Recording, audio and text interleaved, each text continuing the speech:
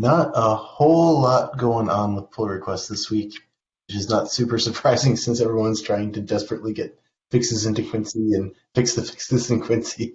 So not too much there. Casey, I did see there was this RGW multi-site resharding uh,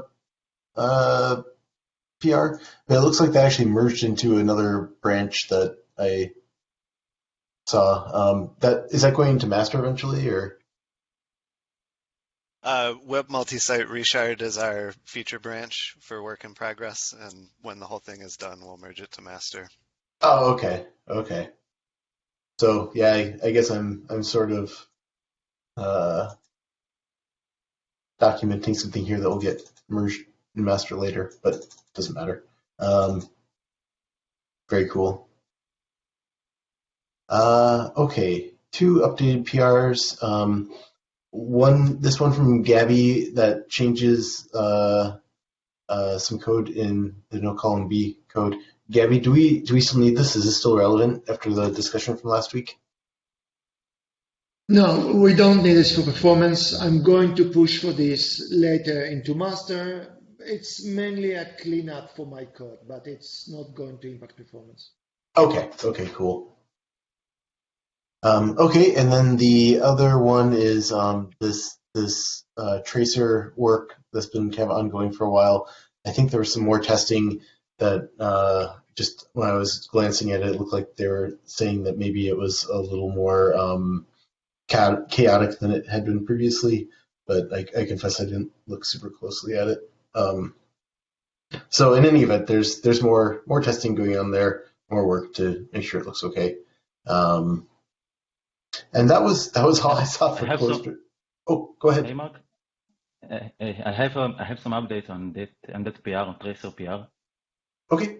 At the beginning, I ran a S3 test on that PR, and we have got that we don't suffer from any performance degradation. And then I ran the Rados benchmark tool, and we can see like 2% degradation on the performance, and also sometimes I'm getting unstable results with the Rados benchmark tool on that PR. I'm trying to compare that PR to the master.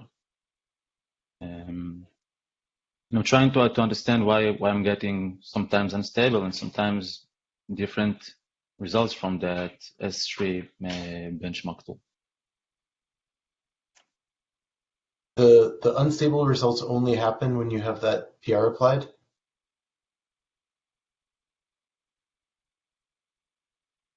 When what? Sorry? The unstable results, that only happens when you have the PR applied? Yeah. Okay. And is the tracing turned on, or is it just compiling the PR into the code? It just compiled, but it's disabled, so it doesn't do anything. It just, I mean, the tracer function just returns some static object and do nothing more. Yeah. Interesting.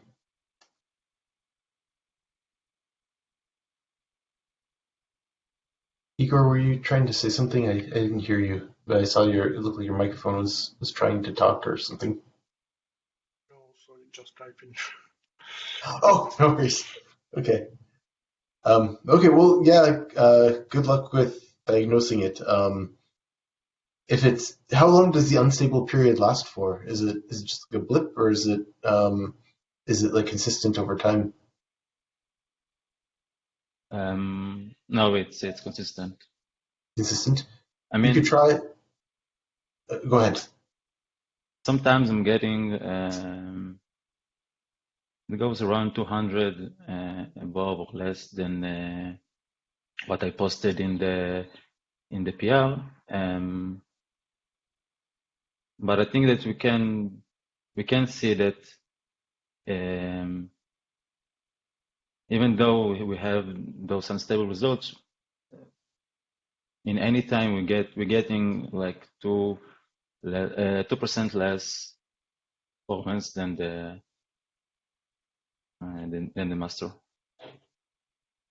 You could try looking at like either perf and do like the cache hit miss statistics that you can get out of it and see if that maybe is you're causing worse cache behavior on the CPU when the PR is applied. That might be a low impact thing to look at, or get a full call graph from perf or try the wall clock profiler, one of the wall clock profilers. It might give you a better idea of if you can get it into that degraded state, kind of what it's doing when it's in that state versus when it's good. I already did that before. I don't have the results from then.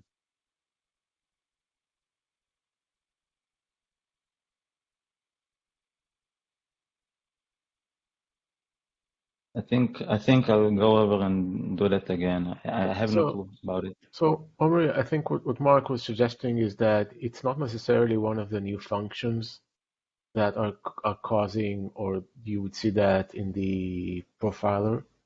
It could be some other behavior that you just see in the perf counters of the machine.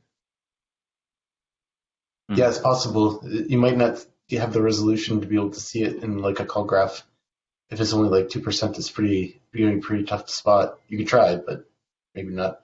But maybe you'd see it if you saw that like your cache hit rate was lower or something. Those are good statistics to at least have. Also, Omri, do you still see the large standard deviation results, or is this fixed? No. Okay. It was a problem with the build. Okay.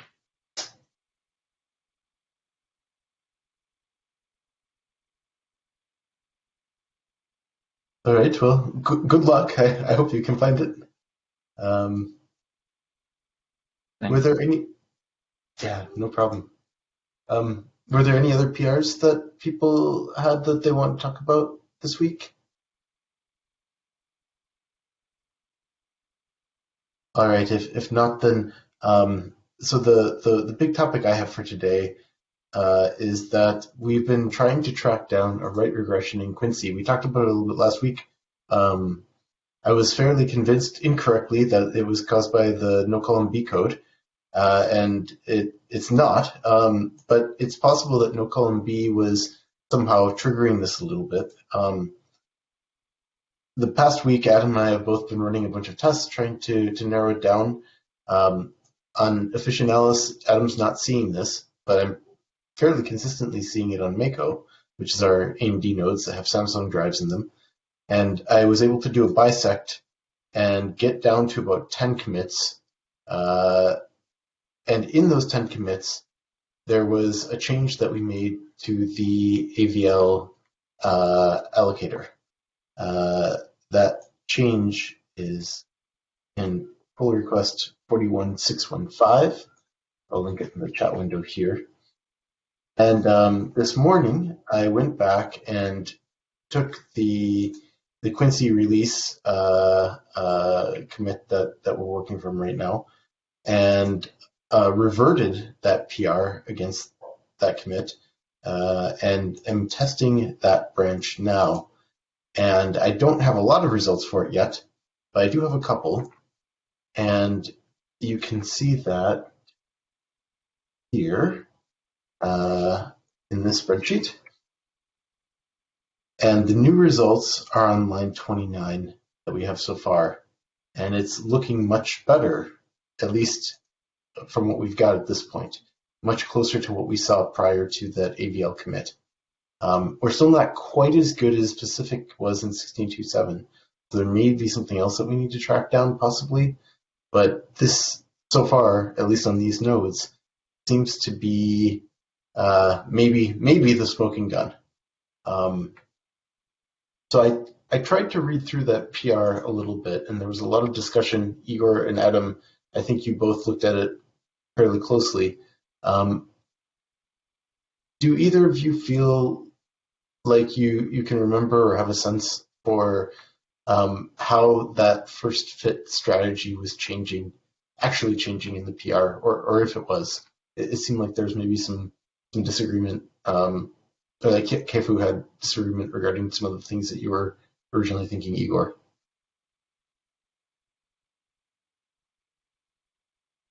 Well, I don't remember much from that PR, but I clearly remember it was about to make AVL allocator work faster. It was just limiting the search to not overburden CPU. So if anything from CPU point of view, we should be now faster.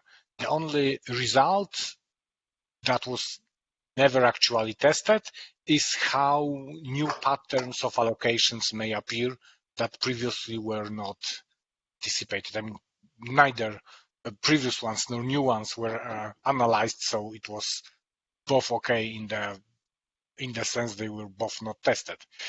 So yeah, that's it. Not much from my memory here. Yeah, I can hardly recall all the details as well. Just curious. Seems we have a fix following this PR, and we recently backported it to Pacific, and it could definitely bring some performance boost. Well, in some scenarios at least. And now I'm curious if this is present in the code base you are using. So we checked, or Neha checked, and it looks like this PR is in Pacific Tip, but was not merged into 16.2.7. So I have not tested this in Pacific yet. Okay, so it's not present in Pacific, but it's still fast. No, it's present in Pacific, but not in 16.2.7. If you recall, Igor, this was the PR that we just came in before 16.2.7 freeze, and it was a big change, so I didn't want to merge it that time. That's how it's not done in a released version. I mean, but it's still present it's still present in Quincy, right? Yes. Yes, definitely. And so, can you test Pacific with that PR to see if that's make the impact? Yes, that's on the docket, but I'm trying to get through these other tests first before I go back and test that one. That probably will be next, though.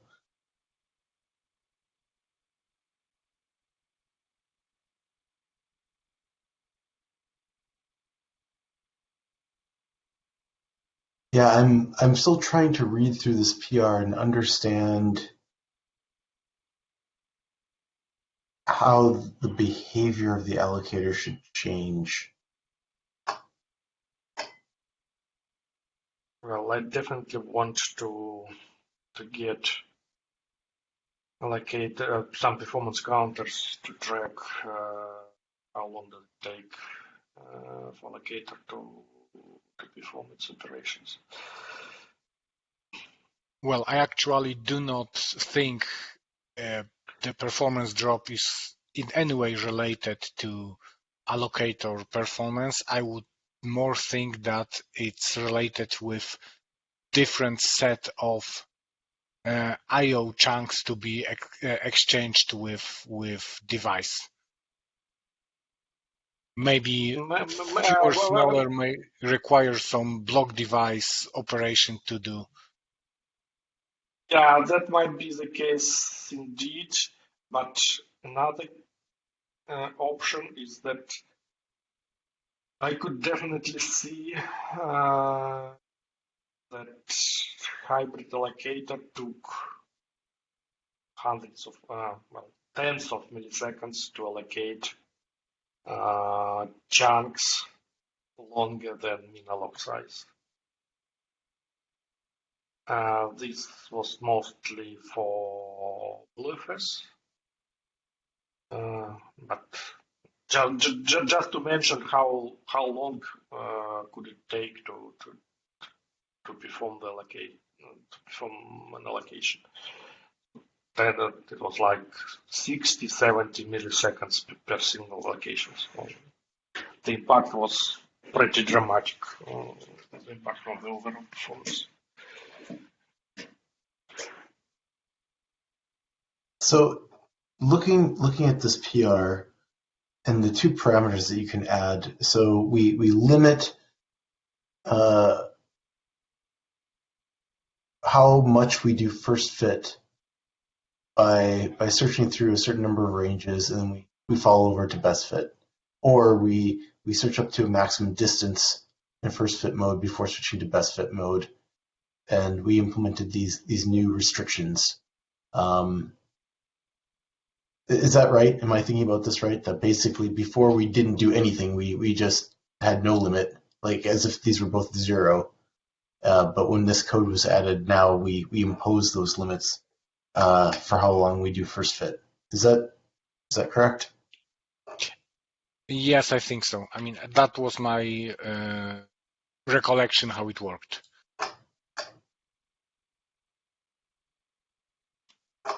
Okay.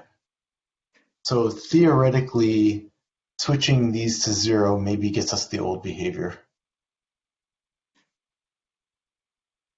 Maybe that's worth trying as well.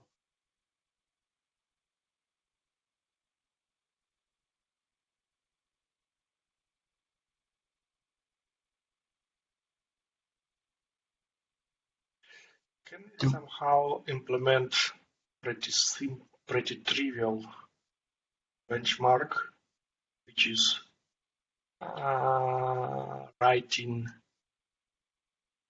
performing large writes scattered over multiple chunks. So maybe Adam is right, saying that it might be a root cause when we have single user write, 4 megabyte write mapped into a bunch of 4K writes scattered randomly over the disk. So it would be very interesting to assess how our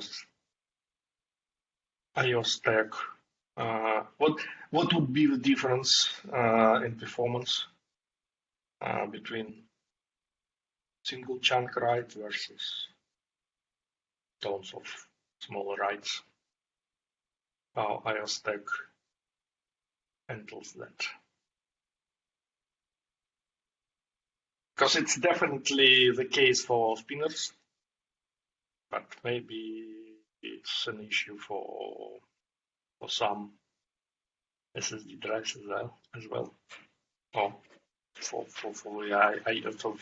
IO stack in general. Mark, how many OSDs did you need to observe the behavior? So I haven't dropped it down yet. I've been just doing the 60 OSD configuration because I started consistently hitting it with this other set of tests that I have. That's what I've been running in. But now that we know what it is, maybe now we have a target, I can start trying with like a single OSD. Well, I was thinking like if we can replicate it in a few OSDs, maybe then we could like do it together. Will borrow me few machines and few OSDs, and I could also try to play with that. Yeah. Exactly, make some tests that Igor was just mentioning. Well, I am curious if we can do that with FIO without Ceph at all. So is it possible to set up it, to set up a job in a way that it performs large writes using small physical chunks randomly spread over the disk? I don't know. I've never tried to do that. Maybe. FAO is pretty popular or pretty powerful. Yeah. So maybe start with that simple benchmarking. So compare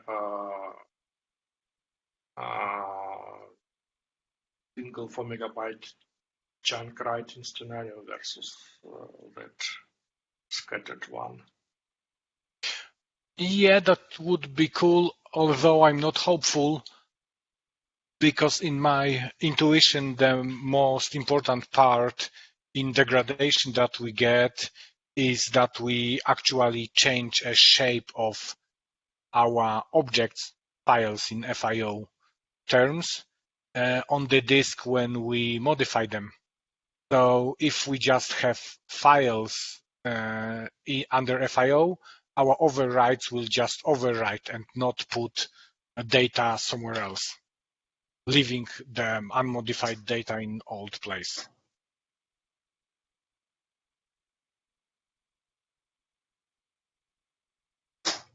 Basically, we will induce fragmentation.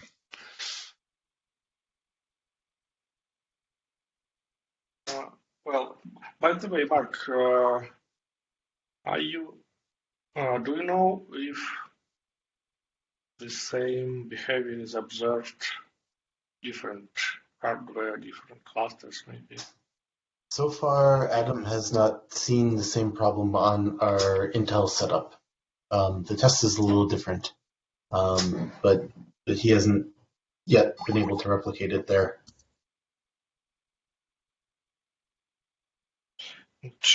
I recall someone was complaining about maybe similar performance degradation in upstream recently, and yeah, it was like some additional fragmentation happened to his OSGs, and they were of all flash, so maybe some drives badly handle this sort of scenarios. Yeah, it's possible. And unfortunately for us, these are not probably very uncommon drives. These are Samsung PM983s, I believe. They're basically like they're fairly reasonably priced, not super low but not super high write endurance. So kind of they're reasonably priced model. Yeah, but that's why I'm suggesting to try to replicate that synthetically using FIO, and hence we would be able to assess that performance degradation, if any, versus different drives. Yeah, So, yeah, it might be because currently your setup is too bulky to migrate to different clusters or whatever. So we definitely need some simple scenario to reproduce that. Yeah, agreed. I think now that it seems like I'm coalescing around this PR, assuming that continues to be the case, my thought is then now I at least have a target to try to shrink the test setup to hit it, right? And before it was just the space was too big to figure out what it was exactly. But now I think we're narrowing in, so it should be easier to attempt to reproduce this. If not with FIO, maybe I can do it with FIO. Then hopefully a single OSD setup.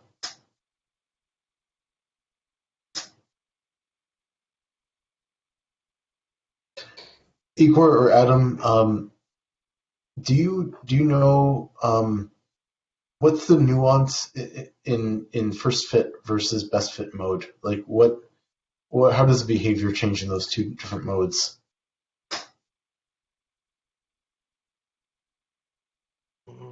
Nuance? I mean, that's a strange thing. The best fit just tries to search on throughout all the chunks to find exactly free space, that's exactly what you request. But that mode, while very good in memory, usually tended to force your writes to basically go to very random places on the device. So the first fit mode is just trying to not do it and go as close as possible with a reasonably sized element. So it's totally different modes of work. So previously, we were how did we determine like which mode we ran in prior to this commit? Like, how did you end up deciding not to be in first fit mode?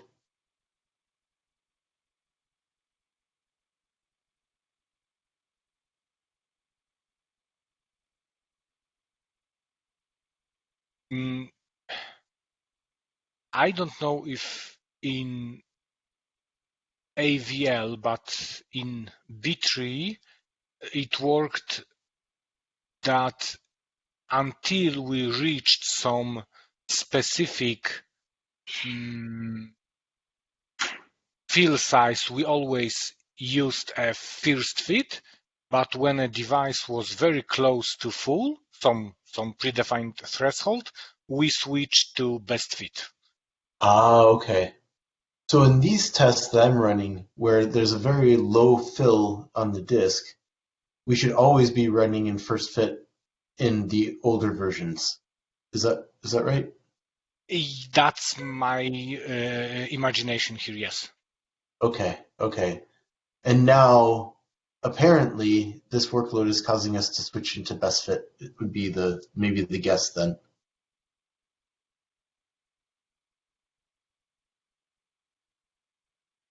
Well, we could verify that quite easily if we just extract allocator results from two different runs. We should be able to at least in a bulk compare what we are getting from allocator, because either at least amount of chunks getting out of allocator should be an indicator what is our behavior here. And I believe Quincy has got performance histogram which allows to see how fragmented are the allocated sizes.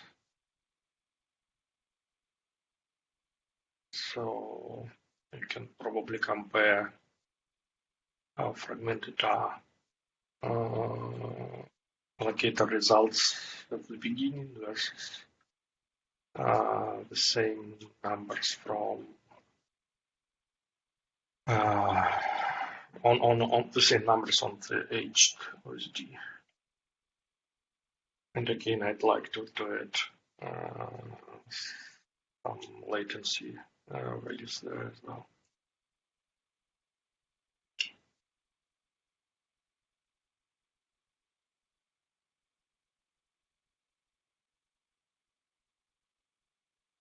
Yeah, so if we could modify a behavior by changing the configuration flags, as Mark suggested, just by putting 0, then possibly we could basically get that.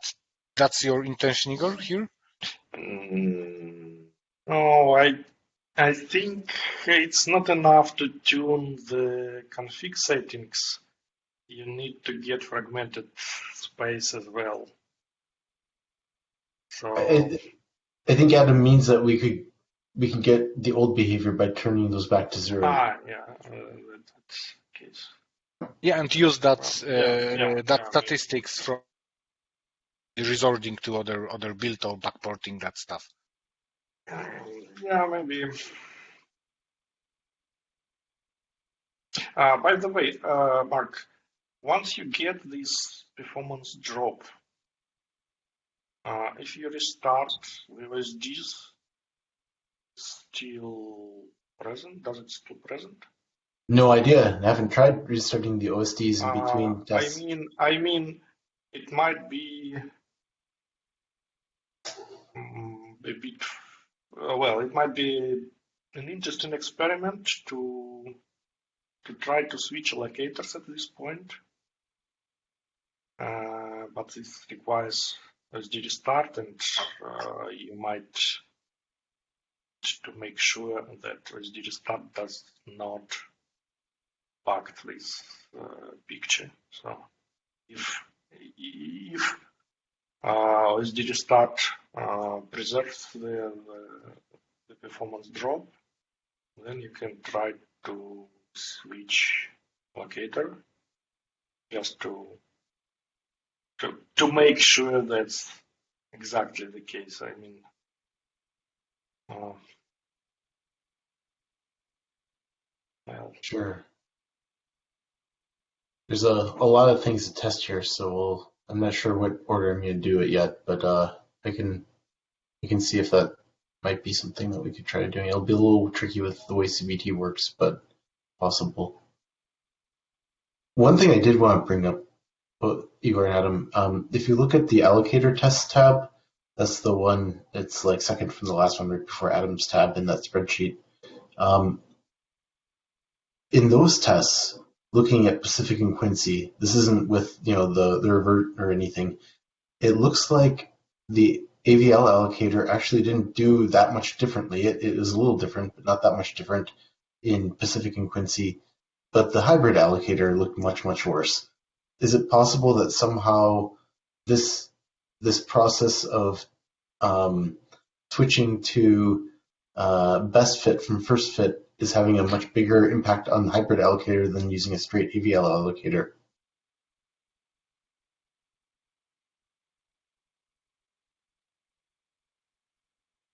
well, what's the difference between hybrid and AVL allocators in this respect?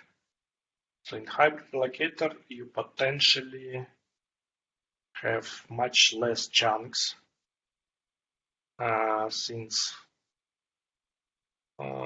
small chunks tend to be present in bitmap 1. So this means that AVL data structures have much less number of entries from one side, and they do not they don't work when you need small chunks to be allocated. But on the other hand, the performance drop might be caused by the switch to bitmap allocator or a sort of duplicate allocation attempts, which is you need 4 megabyte chunk. You first go to AVL allocator to get the required space, and you get no space since there are no large enough chunks. And then hybrid allocator rolls back to bitmap allocator, and then reattempts to allocate all or part of the space you need. So I bet it's rather this dual allocation attempt which causes the drop.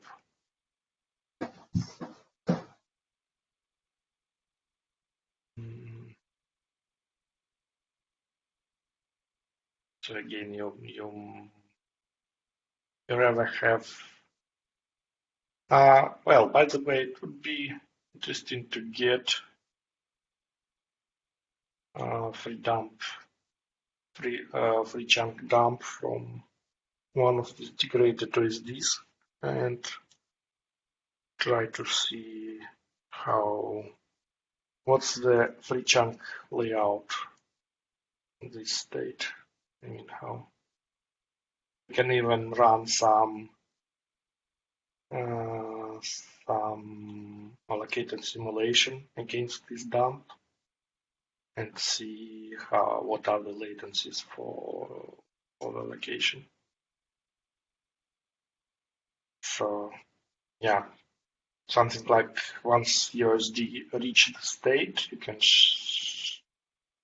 shut down USD, then run booster tool to get free chunk dump, and then I can try to play with it.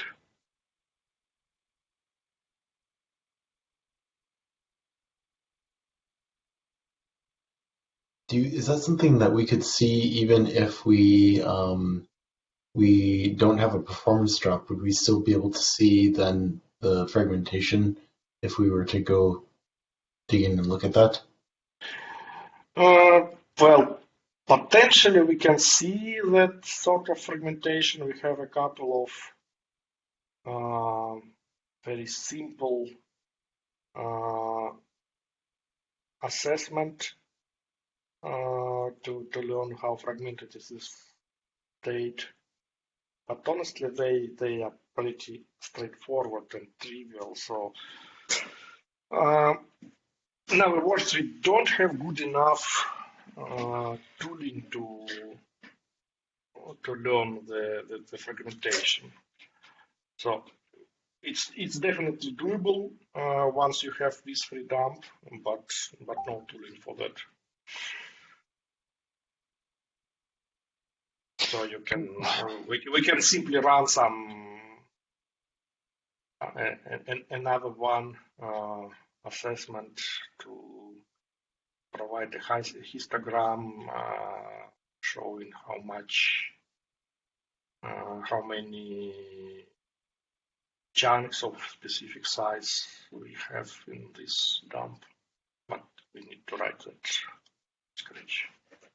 Well, I think there's a problem with assessing quality from allocation fragmentation, I mean allocator fragmentation, because I do not see a relation between how fragmented is our free space and in how many fragments the allocator is providing to just objects that are just being written.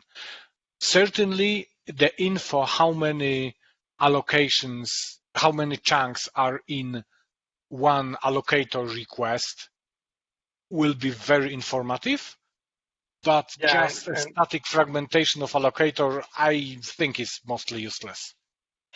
Right, and for the former, Quincy has got this performance histogram. So this should be doable. If I'm not wrong, so it's definitely in master, but I hope it's already present in Quincy as well. So that is a sort of performance counter, but it's named like performance histogram, which provides some statistics in the form of histogram on how fragmented we have the results from the allocator.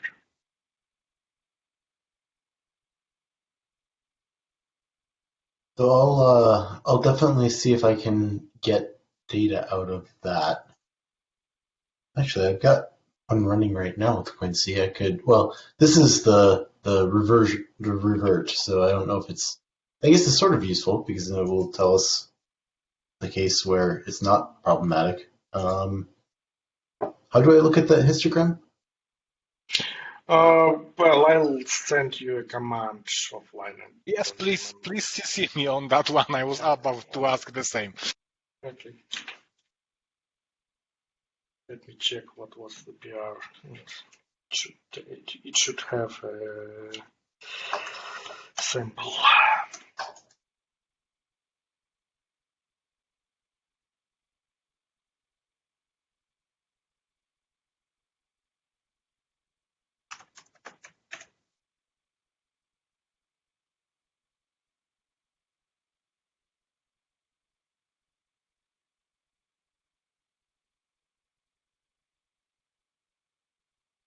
I guess we have two investigation paths. One is that allocator is somehow consuming more CPU now, and that is affecting performance.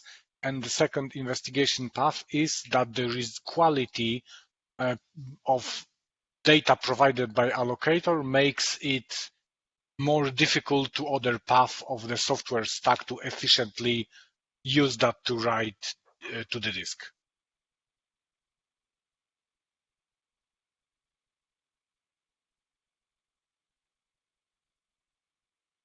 So I pasted the PR chat. It unfortunately doesn't have the sample command, so I need some more time to get to recall how to use it. But I can see that it's present in Quincy. It's not on master is not the only branch which has it.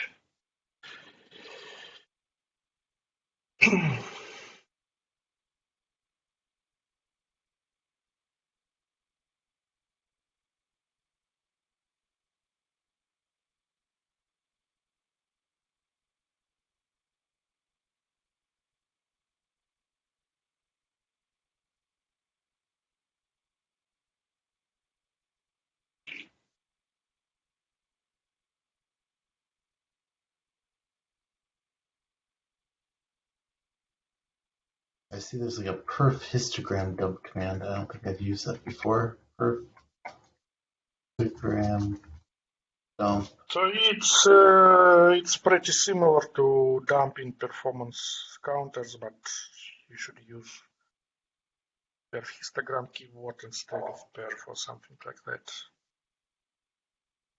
But again, I'll try and send you offline. I think I maybe I'm getting close to figuring this out. Histogram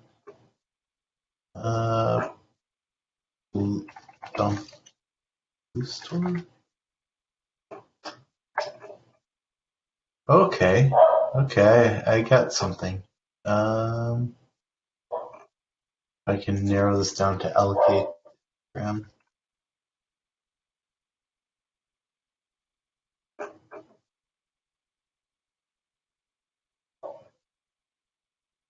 Oh, this is close enough. Okay. So I'll paste this. Okay, so this is from the currently running test where it's also we're reverting that commit. So this should be like what the allocate histogram looks like for the good case.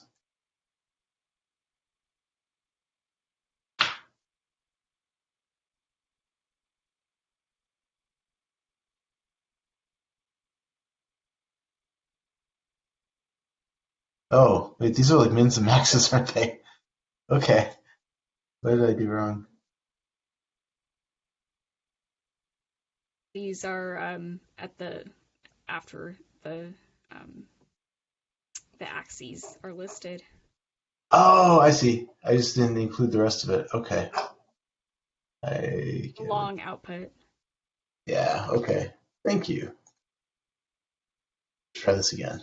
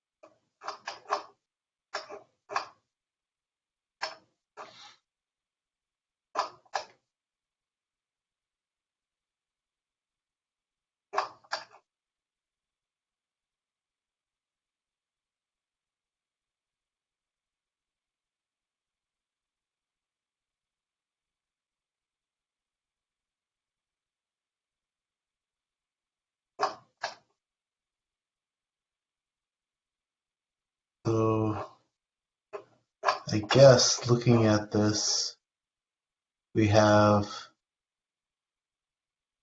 a bunch, like 20, 23 million in the like 4 to 8K region.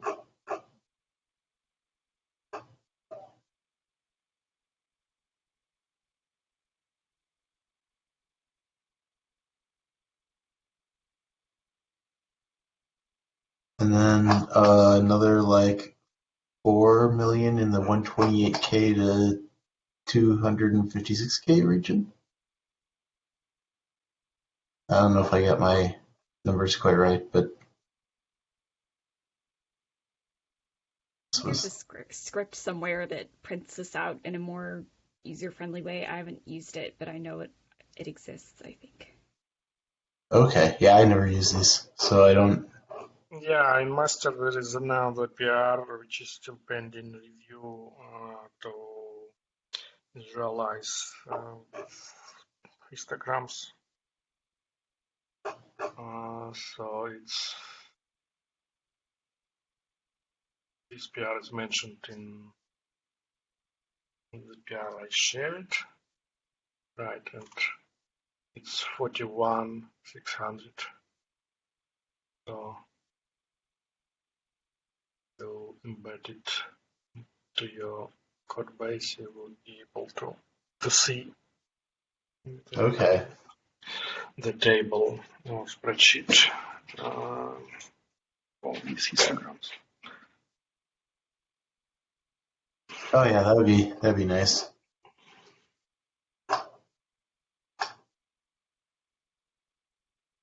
We didn't backport that to Quincy, though, or it should be in Quincy. Oh, this isn't that old. Okay, or that this is old. Okay, so Actually my PR is built on this visualization tool Laura has just shared. So yeah.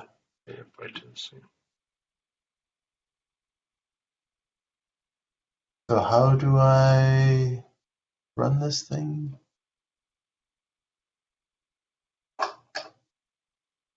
Yeah, I've never used it successfully before, so I can't say, but I could it might be something that has to be figured out later.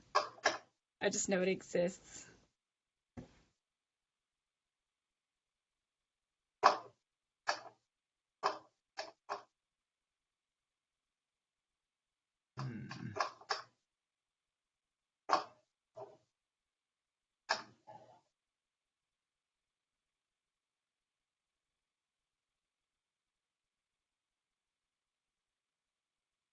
Okay. Oh,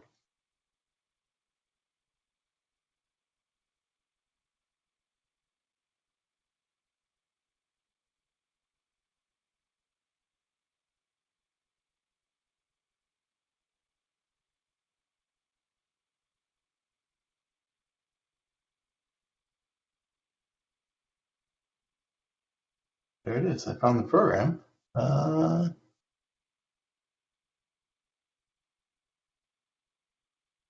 Sudo and 0 error status. Can't connect to admin socket.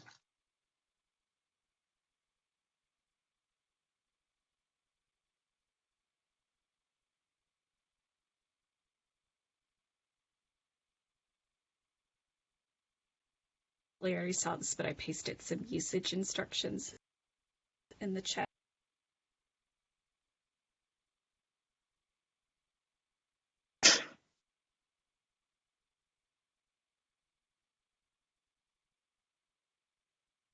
I think it's trying to use Ceph in the path, which on the system isn't the case if you're running as root, because it doesn't.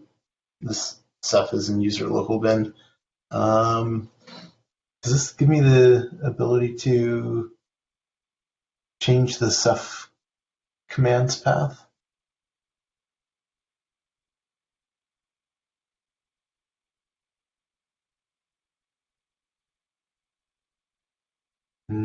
Doesn't look like it from there. So we'll just modify the tool.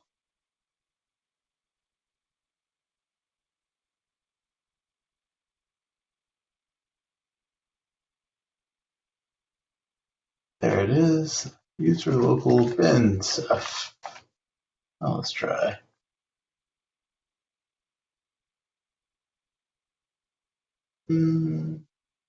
Okay, key error for OSD. Okay, well, that was a good try. So, okay. On my list to figure this out and write some documentation for it, because I think that's lacking. Yeah. I wonder too if it would be, instead of having a separate tool, if it would be better to embed this right in like the Ceph command. So you could, instead of like dumping the histogram, you could have it actually like parse it for you. I think that's Igor's PR, right? Yeah, absolutely. Oh, your PR. Oh, okay. Yeah, but it's not matched yet.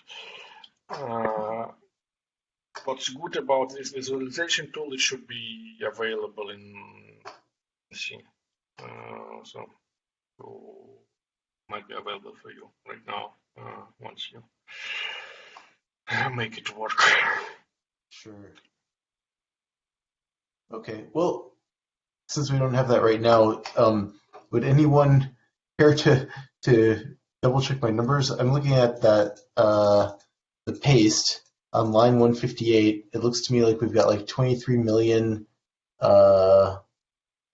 entries in the, I believe, the 4 to 8K range based on this. Well, I believe it doesn't make much sense to analyze a single dump. So it's better to compare good numbers versus bad ones.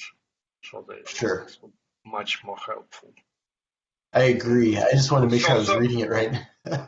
Yeah, so please just start collecting them and we can arrange the stuff to analyze them meanwhile and then provide some analysis. But Igor, I have a question here. I see here values only on a diagonal of this array. Does it mean that basically we always were given the size that we requested from allocator or similar range? Looks like that, right? So for this specific case, it means that the results are not fragmented. And as far as I get, it's for good case. This histogram is for good case, right? Yep. So yeah, that might be the case then. So, and probably for bad case, you can see completely different picture.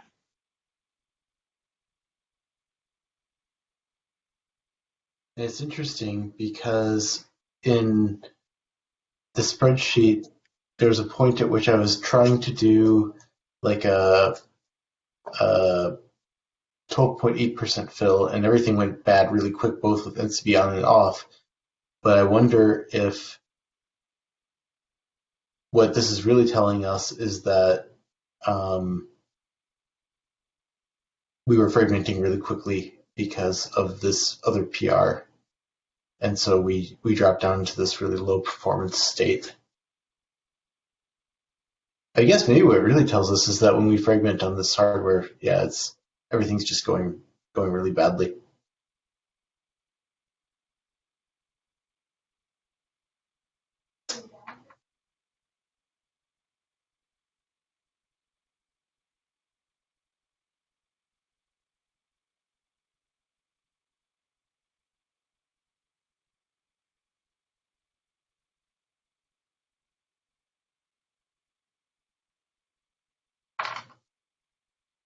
I guess maybe the other question then is that expected on NVMe drives?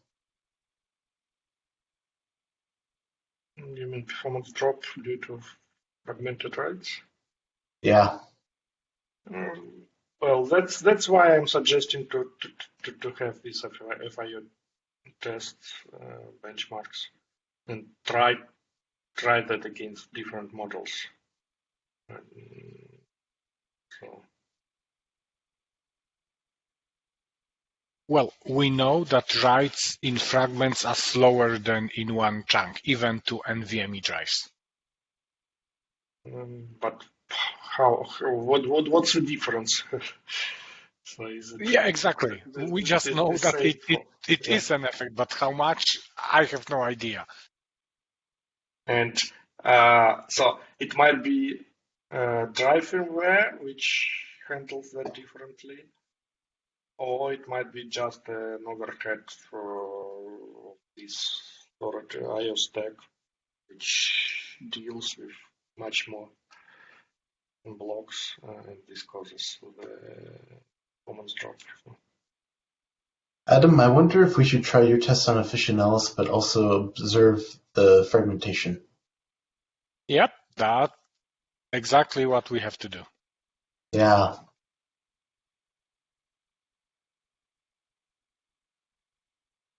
It'd be really interesting if, for whatever reason on Officinalis, fragmentation doesn't bother it. But yet here it does.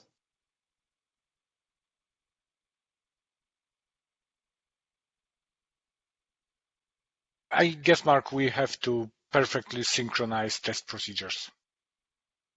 Yeah, maybe. Well, or at the very least, we need to know, in my cases, if I am invoking fragmentation, then it seems clear that that's the reason why this is happening. If in the one case it's unfragmented, that we believe that's the case now. I'm looking at this, the histogram dump, and if I go back and test a bad case and it's fragmented, okay, then we've got that. But in your cases, I mean, if you see fragmentation but it's not a problem, then what does that mean for us? I guess maybe it means that we have different hardware characteristics. We can have totally different software on flash translation layer. I could even imagine that we could have a drive that basically very dynamically relocates even single sectors. So whatever order I write, I basically always write into the continuous region, while other drive doesn't do that. I mean, that's just a speculation, but it could be implemented that way. Yeah. Unfortunately, then that means that this PR may be an optimization in your case on Officinalis, and it's a major regression in my case on Mako.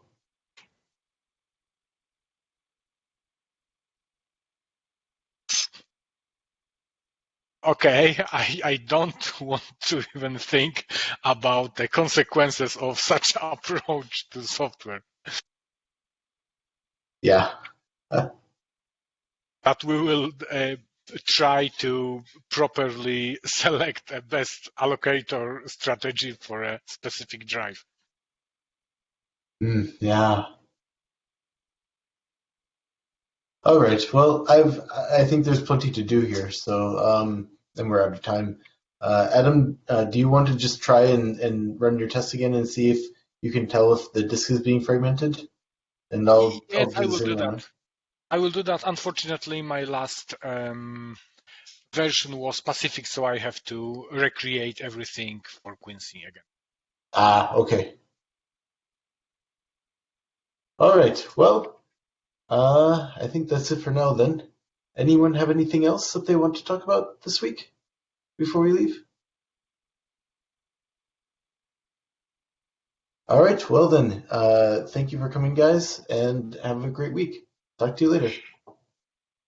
Thanks, man. Bye. Thank you, guys. See you.